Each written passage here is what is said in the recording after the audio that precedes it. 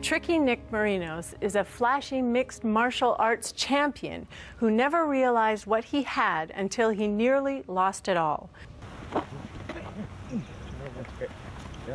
Every 5 to 10 years, there's some kind of an explosion in martial arts. Judo was really popular in the 50s. Karate was big in the 60s. In the 70s, it was Kung Fu. Bruce Lee made it big. And then the ninja theme took off like crazy. And then mixed martial arts. I think mixed martial arts are here to stay. I think it's not a fad. Grab and get behind, suplex, belly to belly, take them down, get on top, and just start swinging. For some, life is a constant battle. For others, battle is a constant of life. My name is Nick Marinos. I weigh 184 pounds. I fight welterweight at 170. And once the battle starts, you either finish it or get finished.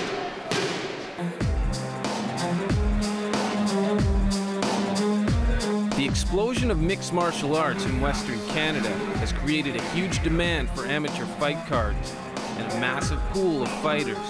For Nick Marinos, the lure of the fast-paced competition was too much to ignore. I had a friend bring me out to MMA, a fight at the River Rock Casino. And I was watching MMA fights live, and I was looking at the fighters, and I was like, I could do that. I could do that. I really believed I could do it. And I said to my friend, I said, see that? I said, I'm going to do that. I'm going to get in there. In North Vancouver, BC, please welcome Tricky Nick Marinos. They believe that they can beat me, right? And that's the reason why they call me Tricky, is because I'm actually really tricky to beat. And lo and behold, now 6 fights later, I'm 2-time amateur welterweight champion.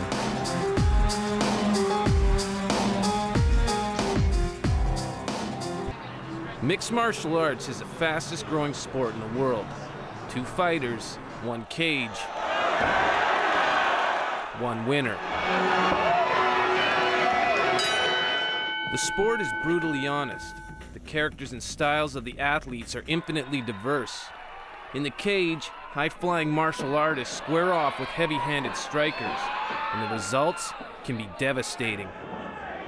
An MMA fighter must be ready for war, because the war is always ready for them. It's a lot of discipline. You know, it's like a job. You have to get up, and no matter how you feel, when you got a job, you got to go to work. It's work ethic, and it's just persistence, and it's it's tough. But the road to golden belts and big fights is not easy. Nick has to immerse himself in a brutal training regimen, Spartan diet, and intense self-discipline. You got to make sure your nutrition's right. You can't eat certain things. When your friends are calling you on the weekend saying, "Hey, let's go out," and you gotta say no. I've got a plan. I've got a goal that I have to stick to, and and that means not going out. Even if you go, I have to say no. I can't go out, even if I'm not even having any drinks. The sacrifices are paying off for Nick. Mixed martial arts has given him an outlet for his energy and a direction for his life. Because I never really accomplished anything in school or anything like that, that at the time, because I was so messed up. So now I feel like I'm actually accomplishing great things. So it's it feels good. One of 3 identical triplet brothers, Nick faced a daily barrage of bullying. There's so many different times. I mean, there'd be times where I'd just be walking on the side of the school, and somebody would walk up and just be like, "Hey, triplet," pow. Punched in the face or punched in the stomach and can't breathe, or just so many different times. I mean, people would come up behind me and pour glue on my head from the science class and stuff like that. It was just over and over and over again.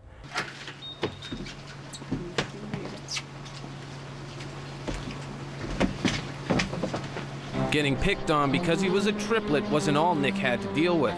Half Greek and half Squamish First Nation, his skin color also made him a target in the community he called home.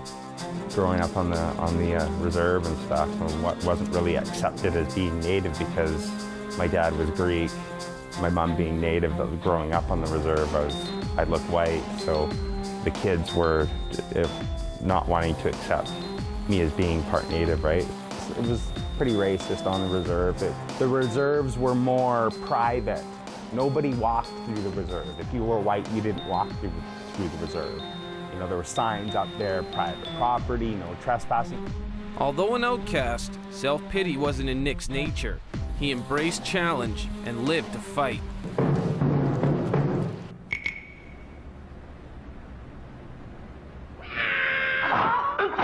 I used to watch a lot of Bruce Lee movies and Chuck Norris movies, and really was fascinated by the way they could move and the way they could fight, and the way they could defend themselves against multiple opponents.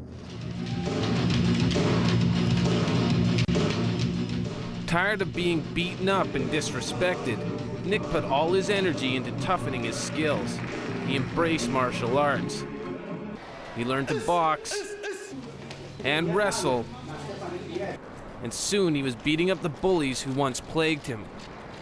A lot of the training and wanting to be tougher was fueled by revenge, but not revenge in the sense that I never went out of my way to fight anybody. I never went out of my way to go after somebody as per se for like, I'm gonna like hide in the bush and go get this guy, right? It was never like that. Revenge meaning in a way like when somebody picks on me, then they're in trouble.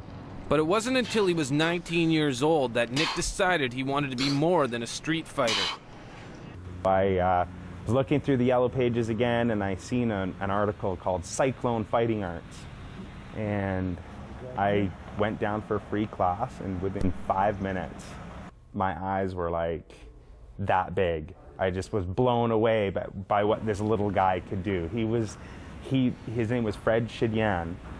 He was like meeting Bruce Lee, but today. Martial arts is such a huge field. A lot of people misunderstand it. They think it's all about fighting. But Bruce Lee said it best. It's the art of fighting without fighting. And it's the ability to develop your personality and your emotions and your skills. He taught me everything like long range, medium range, short range, taught me how to break down the martial arts. He taught me the science of martial arts. But the lessons didn't sink deep enough into Nick's head. His martial arts training gave him confidence, which he couldn't stop from turning to a dangerous feeling of blind invincibility. After I started learning what it was like to be cool, I started hanging around the wrong people. I got into a gang.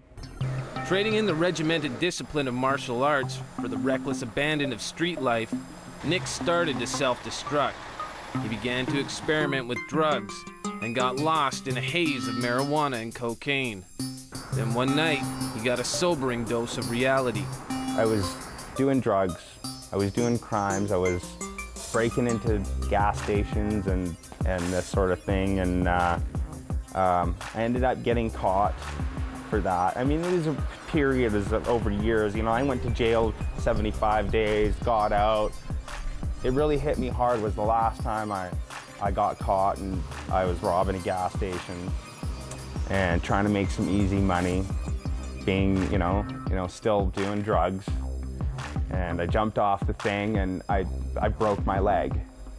And so I got taken down by the police at gunpoint. I ended up doing about 6 months in jail in a maximum security prison. And so I had a lot of time to reflect on my life. I do not want to be in jail. I'm like, is this going to be a part of my life? Is this who Nick Marinos is? Because some people are like, you know, you're a loser, you're never going to be anybody, you're a drug addict, you're hopeless. Even some of my family members were like, you know, saying to my mother, like, you know, one of your kids is going to end up dead soon. You know, no faith, no hope. So I just was like, I'm going to prove to everybody. I want to prove to my mom. I want to prove to my family. I want to prove to people around me that you can change. And, you know, and that's when I decided to change. The mutual respect Nick and Fred share was pivotal to Nick turning his life around. For his 5 fights that he's had, he's amazing at taking people out. The moment he sees an opening, he's in. The reason I believe that's from sticks. Because when a punch comes at you, it comes at you at 35 miles per hour. A stick comes to you at 120 miles per hour. He taught me about really getting in touch with myself and how to avoid bad situations and how to recognize a situation, avoid it by all means, and defend it. Defend yourself only as a last resort. So he really helped me to get in peace with myself. Once again focused on his training, Nick is quickly becoming a local celebrity for his accomplishments in MMA and has also reconnected with his community. My mother would always say, "You are Native." And, you know, I always believed my mom.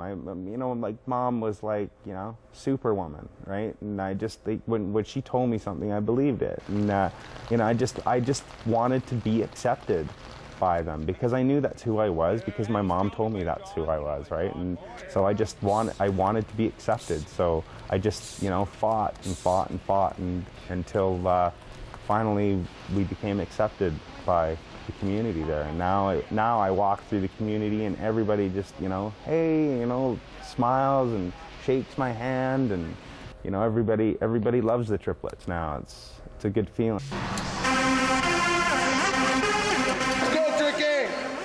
It's important to provide opportunities for the young guys to grow up immersed in teachings, their identity, as well as mentors and people that can help guide them so that they can come back online and really come through the adversity and the trials and tribulations that each of us are faced with. So, you know, Nick's certainly someone who makes us proud for his dedication and commitment. I had to come down here and visit them done. You're all set. You're all checked. The best part for me is walking out with your walkout music, and you feel the rush of the crowd roaring for you. It's just such a good feeling, you know. It's like finally somebody's believing in me.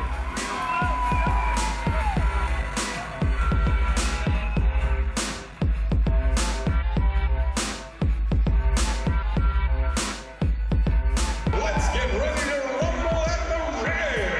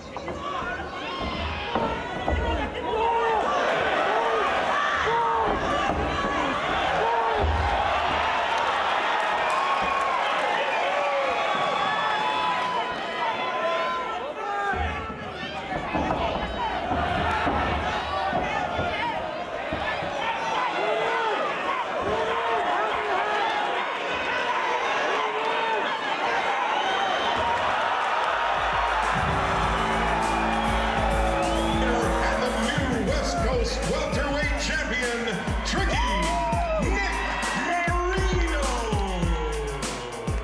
Hopefully my story can touch the youth out there, or anybody that's, you know, feeling down or depressed, or they're on drugs or anything, that they feel there's no hope, it's too late for them. I hope that this story that I have here today can be an inspiration and to show you that you can change. Because if I can change from all the stuff that I've gone through and seen, anybody can change. Anybody can change.